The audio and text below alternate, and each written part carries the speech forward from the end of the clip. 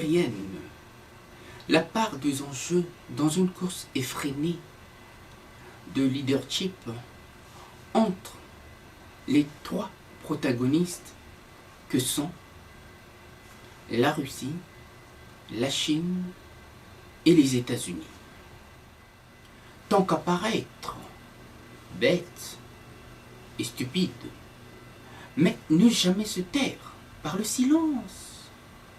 Tant de crimes ont été commis, les plus graves, au nom des intérêts et non au nom des valeurs pas toujours perceptibles par le commun de mortels. Il y a crise quand le pouvoir devient oppressant, incontrôlable, et par quoi nargue ce qu'il est censé défendre, donc protéger. Et les institutions internationales à prendre véritablement position. Les enjeux économiques et géostratégiques ont pris là le pas sur le bien-être des populations. D'où le tripatouillage que nous constatons des Nations Unies et de certaines forces en place qui jouent là un véritable bras de fer au détriment des populations. La crise n'est plus syrienne, elle devient internationale par le caractère démonstratif des forces en place. La Chine qui bombe le torse, la Russie qui montre ses muscles, et les États-Unis et alliés qui sont prêts à en découdre, quitte à affaiblir le régime syrien par des tirs ciblés. Dans mon esprit un peu mal tourné, la cible reste dans le viseur, tout en ayant en tête les ratés de l'Afghanistan et le fiasco de l'Irak. Vous voyez bien que les guerres ne sont plus ce que nous croyons, et les populations ne pèsent plus grand-chose sur la balance. Toute la difficulté est là, dans cette problématique. Par quoi on nous cache les véritables enjeux, tout comme ce qui se passe en République démocratique du Congo. La démocratie n'étant plus qu'un vain mot, par quoi on a substitué le pouvoir aux intérêts des grandes puissances, toujours maître d'enjeux, maître d'œuvre, véritable architecte de notre devenir, d'où ces lacunes qui apparaissent au grand jour, mettant en difficulté les Nations Unies dans son fonctionnement. Vous voyez bien que cette crise va beaucoup plus loin que ce que l'on aurait pu imaginer. Les grandes institutions internationales doivent commencer par une remise en cause de leur bien-fondé, que de faire des entorses aux règles pour une part toujours belle, toujours plus belle, au nom de l'histoire à certaines nations, avec qui nous logeons, il me semble, dans la même enceinte et à la même enseigne. Sinon, à quoi bon les Nations Unies? Les Nations Unies, qui n'ont jamais été aussi désunies que dans les faits, excepté sans doute dans les discours et leurs bonnes intentions. La crise syrienne aujourd'hui, au moment où je parle, dépend plus de ces trois protagonistes que des rivalités mises en opposition sur le terrain. Entre l'opposition et le pouvoir, il n'y a plus d'un conflit d'intérêts qui passe par l'adhésion des populations à une cause plus ou moins non avouée. Pour donner du goût à l'espoir, il faut mettre au pas les États réfractaires et imposer la Charte des Nations Unies à tous les États membres sans clause favorable. Cette charte signée le 26 juin 1945 à San Francisco, à la fin de la conférence des Nations Unies, tout en l'actualisant tout simplement, en tenant compte du lieu et des circonstances dans leur évolution. Ici, vous voyez bien, nous ne saurions nous situer dans l'espace tant que nous prendrions en compte ce qui importe le plus dans la vie des hommes ici-bas, sans pour autant me laisser entraîner par la démagogie.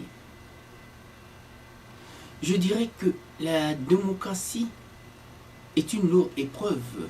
Par quoi pêchent les chantres de la démocratie une fois en prise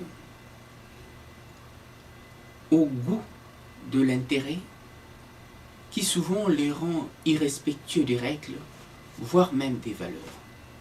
À bon entendeur, salut.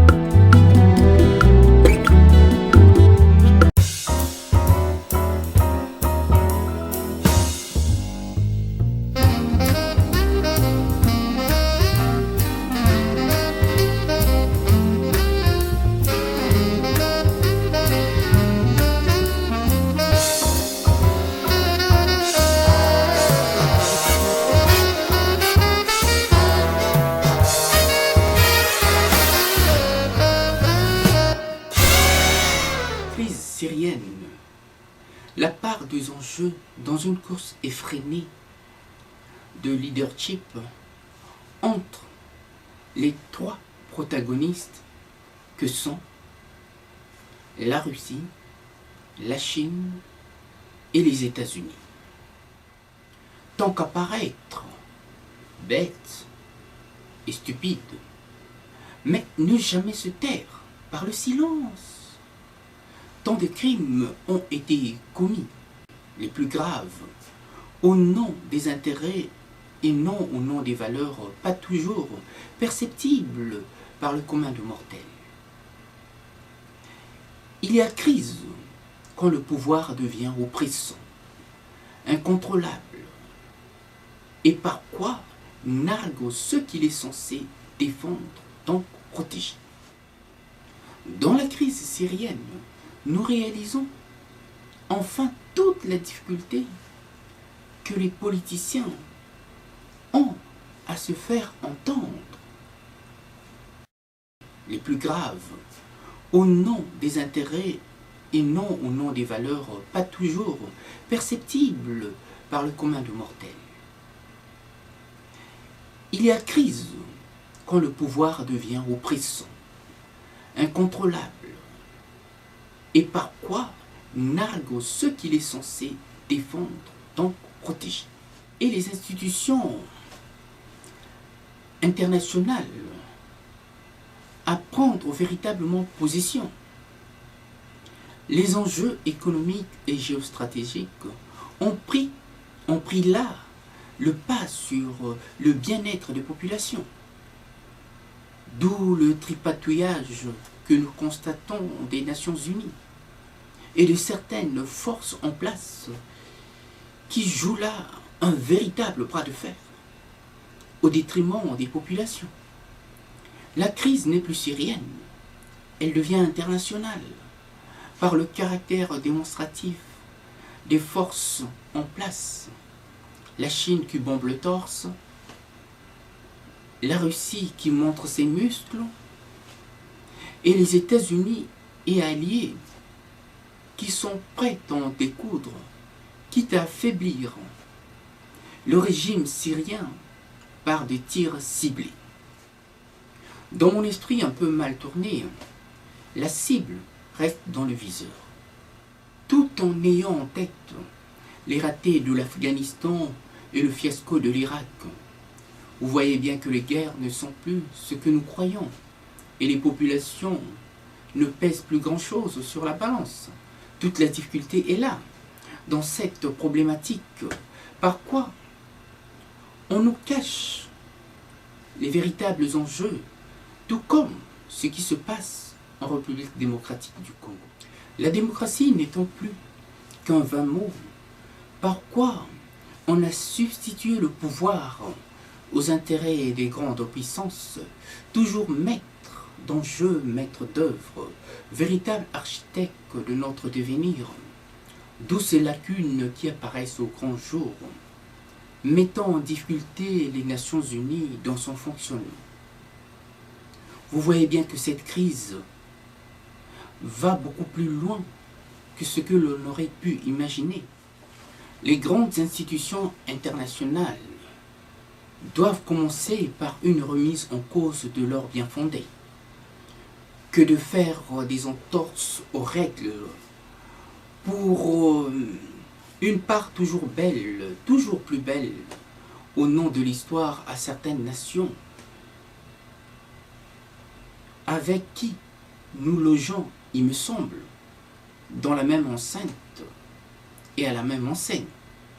Sinon, à quoi bon les Nations Unies?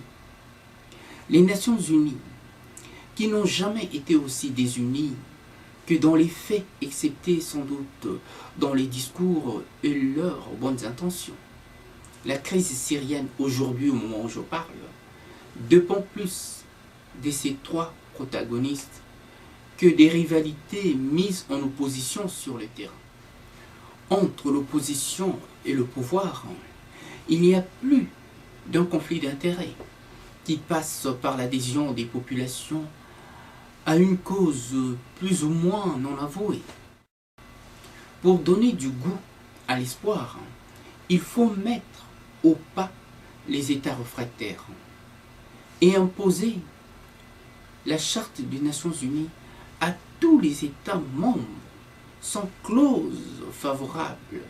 Cette charte signée le 26 juin 1945 à San Francisco, à la fin de la conférence des Nations Unies, tout en l'actualisant tout simplement, en tenant compte du lieu et des circonstances dans leur évolution. Ici, vous voyez bien, nous ne saurions nous situer dans l'espace tant que nous prendrions en compte ce qui importe le plus dans la vie des hommes ici-bas, sans pour autant me laisser entraîner par la démagogie. Je dirais que la démocratie est une lourde épreuve. Par quoi pêchent les chantres de la démocratie une fois en prise au goût de l'intérêt qui souvent les rend irrespectueux des règles, voire même des valeurs. À bon entendeur,